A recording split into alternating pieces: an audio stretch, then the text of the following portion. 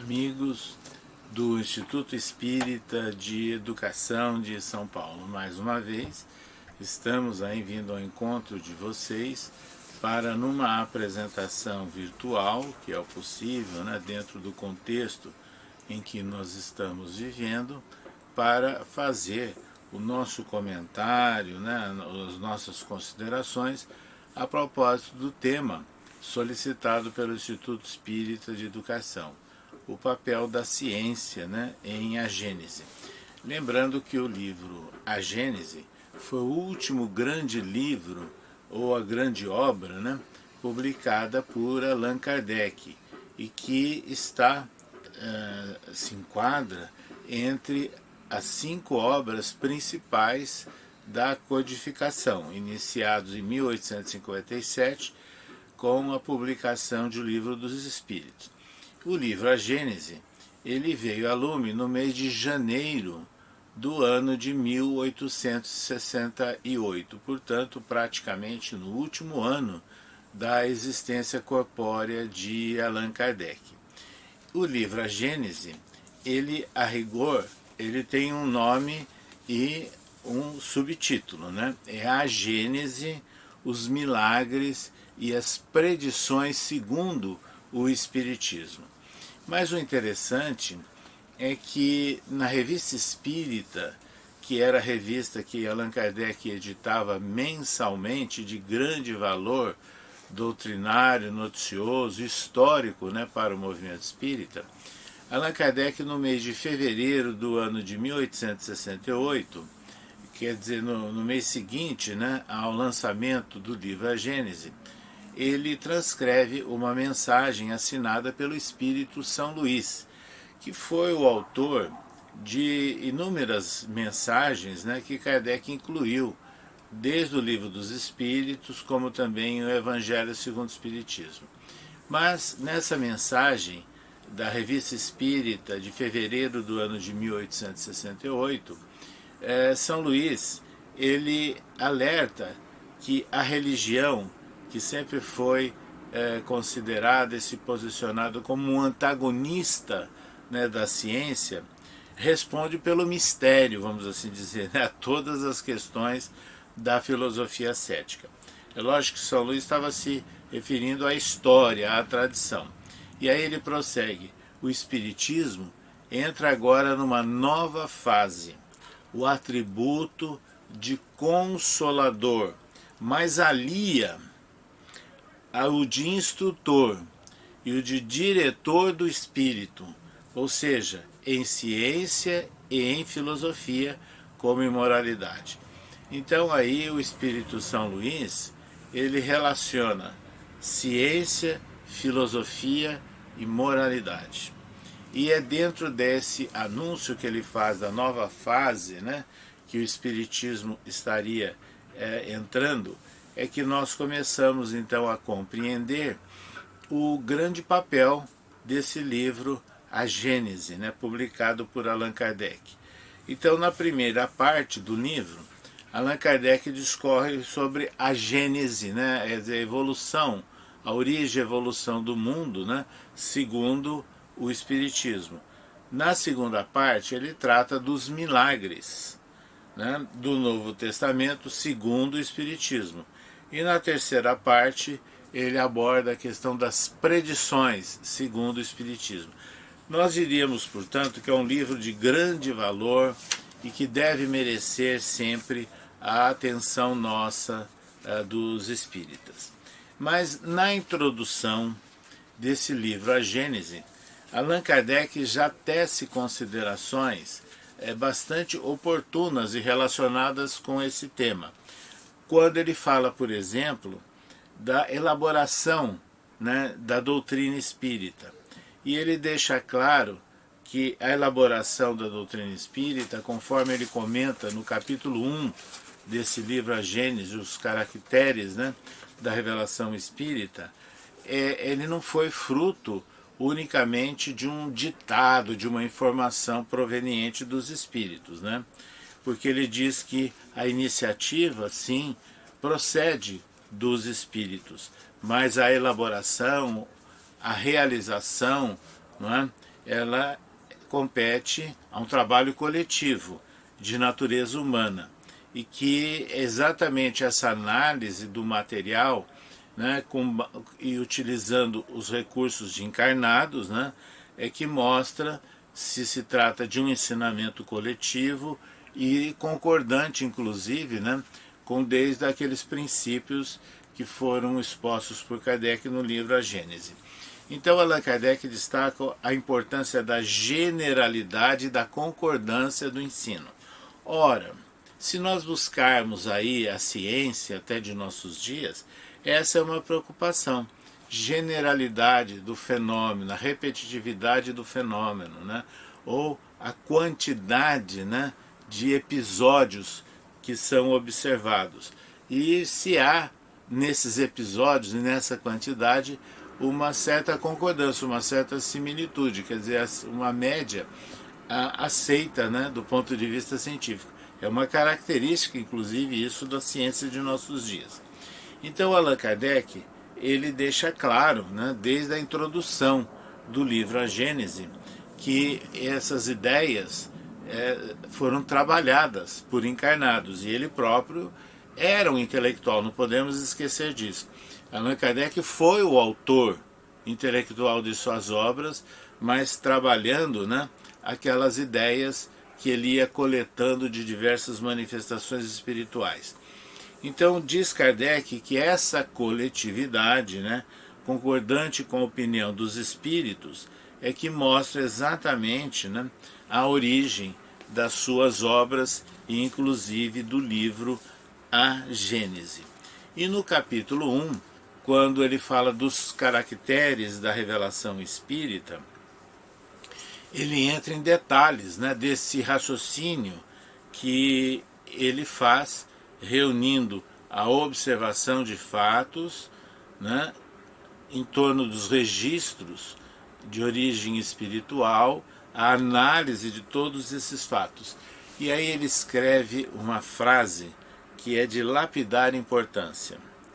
O que caracteriza a revelação espírita é de fato a sua origem divina, mas de iniciativa que pertence aos espíritos.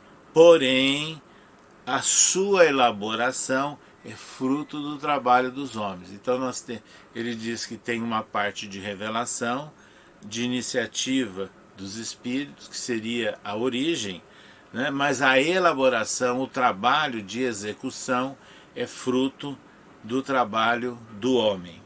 Então, nessas condições, nós começamos a sentir, né, o caráter experimental, né?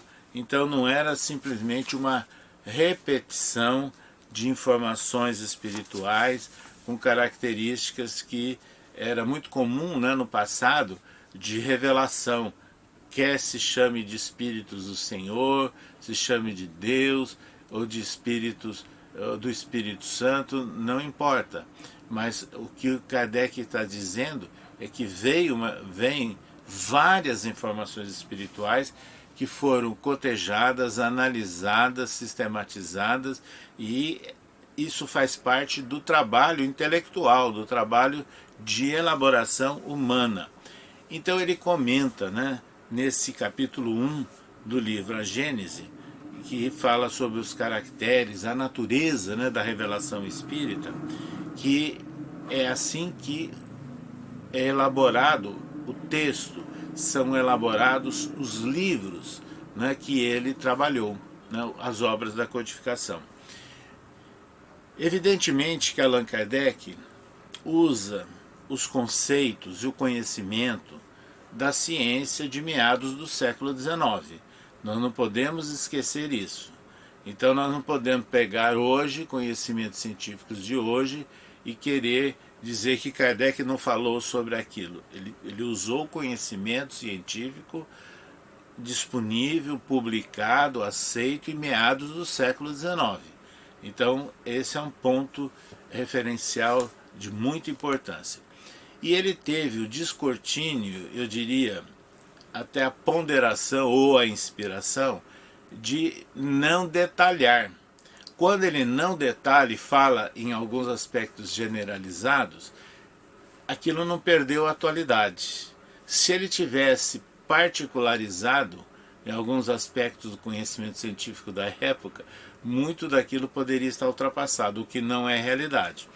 Então nós vemos que Allan Kardec também escreve nesse capítulo 1 de A Gênese algo de muita importância. O Espiritismo jamais será superado, pois se novas descobertas demonstrarem estar em erro em um determinado ponto, ele se modificará sobre esse ponto. Se uma verdade nova se revela, ele a aceita.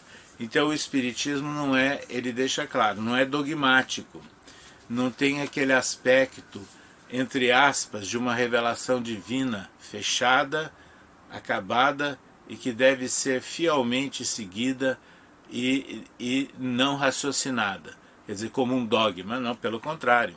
O Espiritismo fala da fé raciocinada. Né? É isso que ele trabalha entre os princípios que ele discorre nos seus vários livros. Mas vale a pena nós destacarmos alguns aspectos que estão no livro A Gênese que mostram uma relação, né, do Espiritismo, mostram uma relação, né, das ideias trabalhadas por Kardec nesse livro A Gênese e que tem relação com a ciência do século XIX e com as suas repercussões em nossos dias. Por exemplo, no capítulo que ele trata da Gênese mosaica, Gênese mosaica é referindo o livro Gênesis de Moisés, onde ele fala da origem, né, do mundo como se tivesse sido criado em 6 dias. Allan Kardec, no livro A Gênese, ele foi de um pioneirismo e de uma coragem enorme, marcante, porque foi das primeiras dos primeiros livros, dos primeiros textos que fazem uma relação entre dias bíblicos com períodos arqueológicos.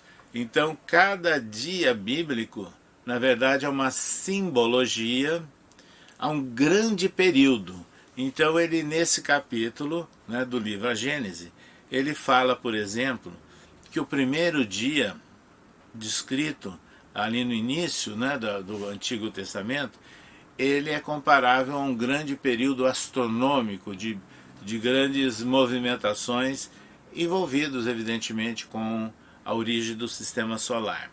Aí, o segundo dia bíblico, né, seria comparável a um período primário, onde estaria se formando o próprio planeta Terra e ele se consolidando e se endurecendo, vamos assim dizer, né, transformando-se num planeta sólido. Né.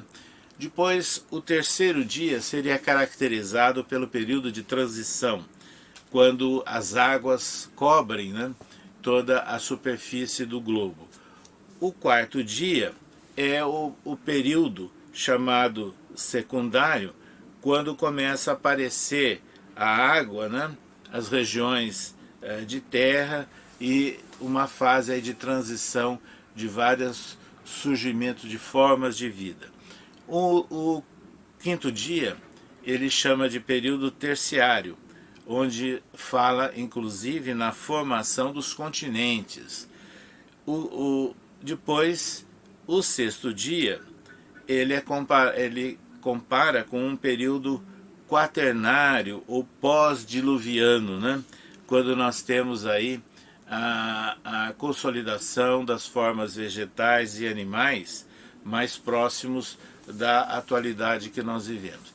Então, esse livro, A Gênese de Kardec, ele já adota, vamos assim dizer, as teorias da origem das espécies de Charles Darwin e de Alfred Wallace, que ambos divulgaram, né, os seus estudos, as suas pesquisas, as suas teorias, mais ou menos coincidente com a época da publicação do Livro dos Espíritos. Então vejam, Allan Kardec já introduz, em 1868, no livro A Gênese, essas considerações né, de natureza científica e relacionando com a interpretação mais livre daquela simbologia dos chamados dias bíblicos. No capítulo que ele trata dos milagres do Evangelho, é outro momento, né, significativo. Isso é muito importante para nós espíritas, para prestarmos atenção e não fazermos quando muitos, às vezes de uma forma superficial ou precipitada, interpretam os ditos, entre aspas, milagres, né, do Novo Testamento à semelhança de outras religiões. Inclusive Allan Kardec não aceita a palavra milagre, porque seria derrogação das leis da natureza. Então isso é realmente um conceito que tem relação com a própria ciência. Então vejam, ele passa a introduzir nesse conjunto de milagres, entre aspas, os chamados fenômenos psíquicos, que estavam praticamente sendo desenvolvidos, né, por pioneiros da área da futura psicologia, que não existia ainda a psicologia como nós a conhecemos hoje, e também das ciências psíquicas, que estavam estudando os fenômenos, né, que nós chamamos de fenômenos anímicos ou de fenômenos mediúnicos. Então tudo isso é tratado na análise que Kardec faz dos chamados milagres do Novo Testamento. Então Allan Kardec, por exemplo, não aceita a ressurreição e deixa claro, né, de acordo com o conhecimento científico, que é impossível um corpo morto, definitivamente morto, retornar à vida física, né?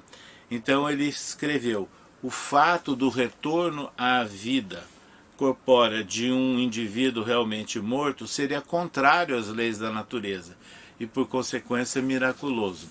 Então, na verdade, hoje o conceito de morte, inclusive, nos esclarece e consolida essa interpretação, mostrando que a morte ela não ocorre apenas no momento em que cessa o batimento cardíaco.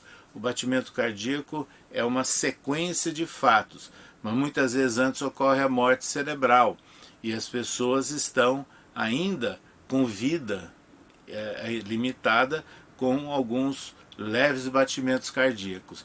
E esse conceito de batimento cardíaco leve ou de algumas arritmias que são conhecidas hoje, sérias, é que no passado se confundia com a morte do corpo, o que não era real. Então, Allan Kardec mostra que esses casos ditos que que houve a ressurreição foram pessoas que foram reanimadas, mas que não haviam efetivamente consolidado a morte do corpo, né, como nós a entendemos hoje. Aí ele trata da multiplicação dos pães, por exemplo, e ele lembra nas alternativas da multiplicação dos pães um conceito hoje aceito na área da psicologia, né? Vejam bem, quando ele faz o seguinte comentário, que além desse senso alegórico, moral, né, que existe na multiplicação dos pães, nós podemos lembrar que alguns desses efeitos fisiológicos naturais podem ser induzidos, né, do ponto de vista psicológico, né, até tirando a fome da pessoa. Então vejam, Allan Kardec trata dessas questões de uma forma bastante livre, não é? E levando em consideração conhecimentos científicos que estavam dando seus primeiros passos, né, em meados do século XIX. E no último capítulo, Sinais dos Tempos, onde ele fala, por exemplo, dessas grandes transições que a humanidade passa de tempos em tempos, ele faz um comentário, inclusive, diferente, né, daquelas pessoas que ficam imaginando como castigo de Deus, cataclismas, né? E aí nós temos as notícias das erupções vulcânicas, dos terremotos, maremotos, dos ciclones, furacões e outras coisas mais. E o que ele comenta? Que tudo isso faz parte da própria natureza, é cíclico, né, no desenvolvimento do planeta. Então ele chama a atenção que essas modificações, as mais importantes, são do ponto de vista do contexto social. E aí nós podemos lembrar também, e que Allan Kardec destaca muito, lembrando o seguinte: o contexto social ou análise da evolução da civilização está dentro de um conceito amplo das ciências humanas. E ciências humanas é também ciência. Então não é apenas a chamada ciência dura, ligada à geologia, ligada à biologia, mas nós temos também as ciências humanas. Então esse livro, A Gênese de Allan Kardec, efetivamente tem uma grande importância para nós relacionarmos ciência e o conceito de religiosidade tratado pelo codificador.